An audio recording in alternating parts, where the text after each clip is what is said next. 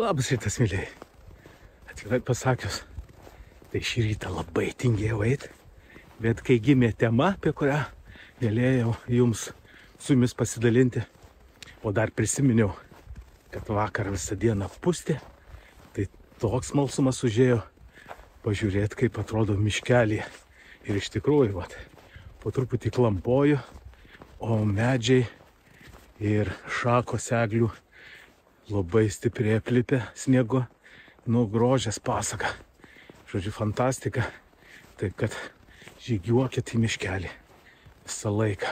Jis pasakius, bet kokio oro verta nueiti į miškelį. Kad pakalbėkim apie temą, kuri, manau, yra svarbi ir aš apie šią temą nekalbėjau. Nors žodžiai programiniai režimai tikrai jums yra girdėti. Bet ne apie pagrindinius programinius režimus pakalbėkim šiandieną, o apie tuos, kuriuos dažniausiai niekas ir nekalba. Mokinys paklausė, mėgėjas paklausė, o profesionalas mokytas dažniausiai ranką numojo, pasakė porą žodžių, kad į tuos režimus nėra prasmės kreipti dėmesio, nėra prasmės su jais prasidėti ir nėra laiko jiems, nes jie nieko neverti. Na, o tuo tarpu nepamirškit būtinai laiką, būtinai prenumeruoti, paspausti skambutį, pakomentuokit. Dar kartą pasikartosiu, kad labai svarbu, kad šitas kanalas pakiltų reitinguose aukščiau, reikia bent po 3 žodelius parašyti. YouTube'as tai mėgsta ir taip jie padarė, kad kuo daugiau bendrautų žmonės, klaustų, kalbėtų, kad autorius galėtų atsakyti ir taip toliau ir panašiai. Taip kad tikrai labai padės kanalui. O mes tuo pačiu galėsim mokytis ir rinksis vis daugiau ir daugiau norinčių išmokti ir norinčių sužinoti. Užduokit naujų temų, kad nereiktų man daug sukt galvos. Nes iš tikrųjų kartais pagalvoju, viskas atrodo pasakyta, bet vis tiek norisi kažką tai, kad žmonės sužinotų. Ir labai smagu, kai yra atsiliepimai, kaip pakomentuoja, kaip padėkoja už tai, kad gavo žinių tam tikrų ir dabar jisai suprato, kaip tai veikia ir taip toliau ir panašiai. Taigi, mėlyjei, šiandieną pakalbėkim apie programinius režimus, apie tuos, kurie ne visada naudojama arba ne visada mums reikalingi. Galbūt naudojasi jais tik tai mėgėjai, kurie tik kažką tai įsigijo, nusipirko aparatą ir pardavėjas jiem paaiškino ir parodė, kad nieko baisaus, štai yra tokie režimai, kuriais jūs galėsit fotografuoti ir nesukti savo galvos. Marketingas ir yra marketingas, kad pardavėjas galėtų jums parduoti. Tad jeigu užsimti tais programiniais režimais ir jais fotografuoti, tai galima sakyti, o koks tada skirtumas, kam jums tada tas fotoaparatas, kai jūs galite fotografuoti ir savo mobiliu. Taigi programinių režimų yra ne vienas, jūs turbūt pastebėjot. Žiūrėkit, jeigu jūsų fotoaparatas mėgėjiškas, gali būti ir veidrodinis, kuriame yra daug programinių režimų. Tai yra ratukas paprastai iš viršaus fotoaparato. Pažiūrėkit, kaip jie atrodo. Jų ikonėlės, tokios kaip veidukas nupieštas, tai yra programinis režimas portretas. Kaip nupieštas kažkoks tai pora medelių eglutės. Tai reiškia, kad peizažo fotografavimas. Makro, galbūt kokia gėlytė. Tai reiškia makro fotografavimas smulkių objektų, smulkių detalių. Paskui kažkoks ikonėlė bėgikas, žmogus bėgantis, judantis. Tai reiškia sporto fotografavimas ir gali būti žymiai daugiau jų šitų programinių režimų, kuriuos jūs galite naudotis, fotografuojam būtent šitos žanrus, kurie ir yra pavaizduoti. Bet ar iš tikrųjų taip yra? Taip kad, kaip sakiau, marketingas yra marketingas, todėl nėra taip, kaip pavaizduota. Bet kaip vėl nėra to blogo, kas neišeitų į gerą, žmonės nusipirkę tokį aparatą iš tikrųjų gali naudotis tais režimais ir jie nuotraukos pavyks. Kaip pavyks taip, ne visada taip, kaip galbūt galvojai arba norėjai, bet jos pavyks. Taip kad mes galime iš vis nustatyti tokį programinį režimą kaip auto. Taip pat tas ženkliukas būna kartais tiesiog auto parašyta žaliai nupiešta arba A raidė irgi žaliai. Nuspalvinta jinai ir tai reiškia, kad visiškai pilnai automatiškai, kai fotoaparatas viską reguliuoja už tave ir tu tada gauni atitinkamas nuotraukas, bet bėda kame visų šitų automatinių, pusiau galbūt automatinių režimų. Tame, kad mes nežinom arba nesuprantam, kaip tai veikia. Kada gali būti ryškumas suvestas, ten, kur tau reikia, arba nesuvestas, arba suvestas kažkur visai ne ten, kur tu norėjai. Kokiais išlaikymais ir kokią diafragmą pasirenka fotoaparatas. O tai labai stipriai priklauso ir kokybei priklauso labai, ir detalumui priklauso labai, ir sulietam fonui, kaip efektui, kuris daugam patinka. Taigi pradėkim gal nuo pirmojo. Pavyzdžiui, įsijungiat jūs portreto režimą.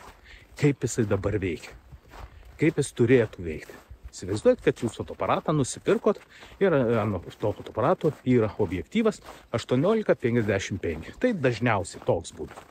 Jeigu dar objektyvas koks, pavyzdžiui, 18-105, tai dar panašiau portretui labai tiktų.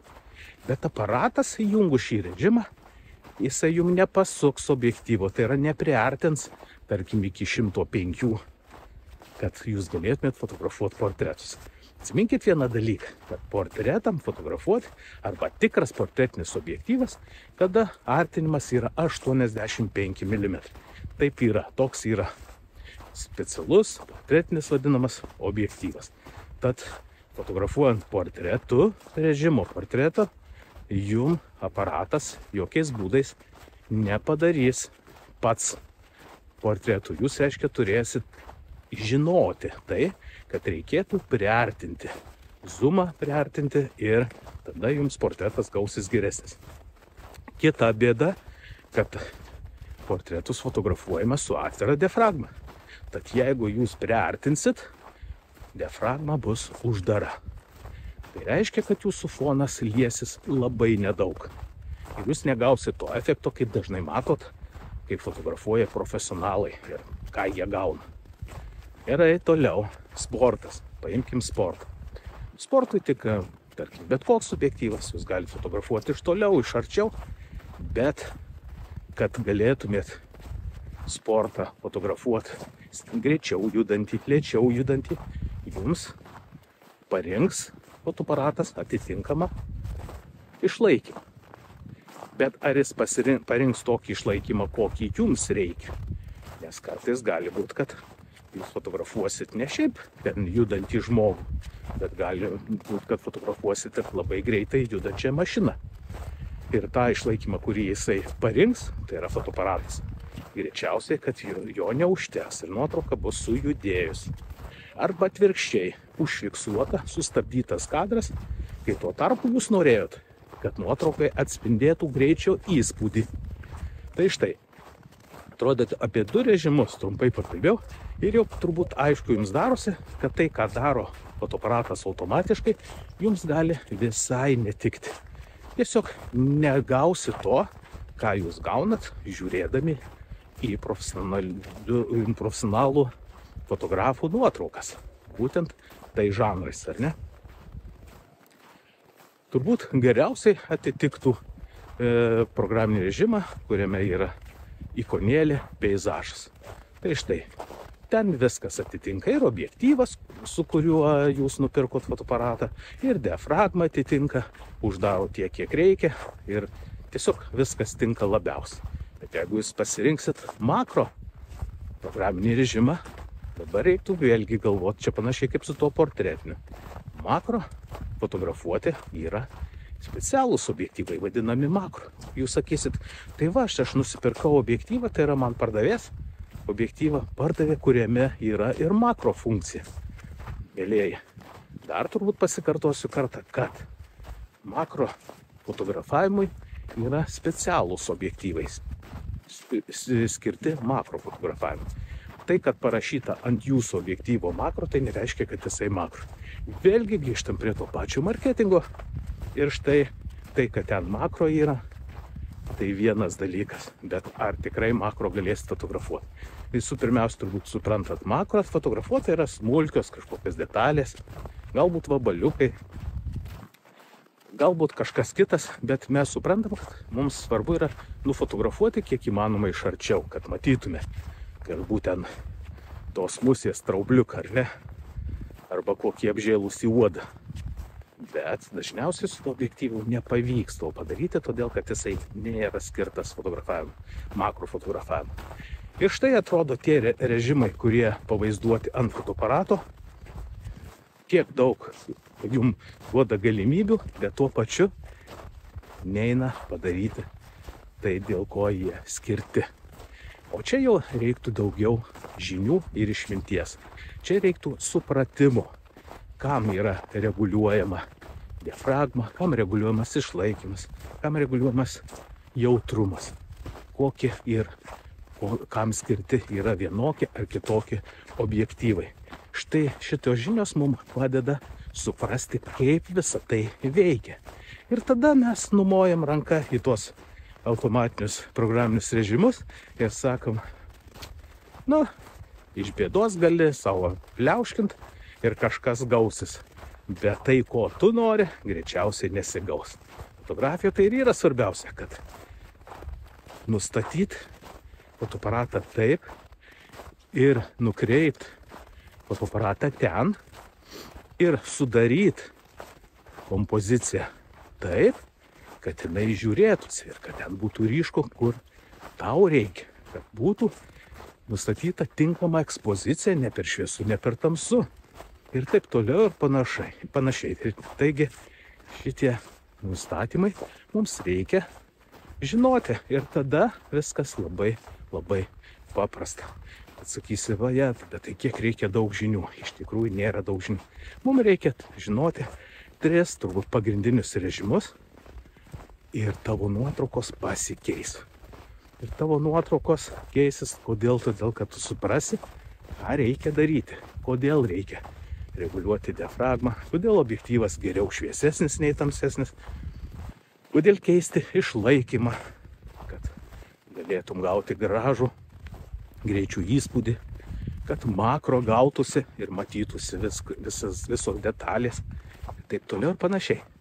Tikrai nėra raketų mokslas, o galima sužinoti, išmokti ir pakankamai greit.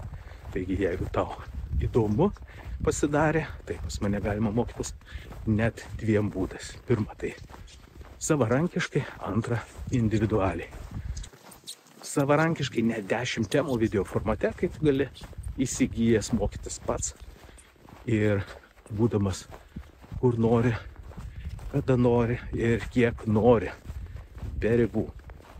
10 temų, gali mokytis kelionėje, žiūrėti, klausyti ir daryti tai, kas yra sakoma. Tai yra labai patogu mokytis savarankiškai pačiam ir sužinosi daug gerų patarimų. Individualiai mes mokomės, tik tai tu ir aš, susitinkam 6 kartus, kai niekas mums netrukdo ir mes kalbamės dviesi. Tai, kad tu nesupratai, būtinai pasikartojam, kad būtų tau tikrai aišku, kodėl reikia taip daryti, o ne kitaip, kodėl nustatymai tokie, o ne kitokie, kad palengvint, kad suprast, kaip gaunasi tam tikri efektai, kaip gaunasi geras detalumas, puiki kokybė nuotraukai. Taigi šitie dalykai padeda, kai tau kalba būtent tau vienam aiškina, kad ateitų supratimas apie fotografiją.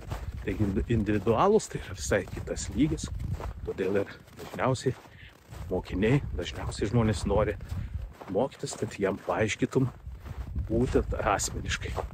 Tai šitie 2 būdai, nuorodos yra po šio video, būtinai pasižiūrėk, būtinai paskaityk ir susitinkam, kad mokytis ir išmokti ir išnaudoti tavo fotoaparatą. Na ir pabaigai, nepamirštam vėlgi spausti like, būtinai prenumeruot, būtinai skambutį paspaust, kad nepraleist kitų video. Žinot, ką toliau reikia daryti, pakomentuoti bent po 3 žodelius. Užduokit naujų temų, kad galėčiau jum atvert, kad galėčiau jum pasakyti, kad galėčiau jum atvirai paaiškinti, nuoširdžiai parodyti, kaip, kada, kas veikia geriausiai, kad jūs galėtumėt fotografuoti ir džiaugti savo nuotraukų. Taigi, mylėjai, oras gražus, šaukit į miškelį ir ieškokit, ką galima nufotografuoti. Aš atsisveikinu iki kito karto ir iki kitų video. Visiems iki.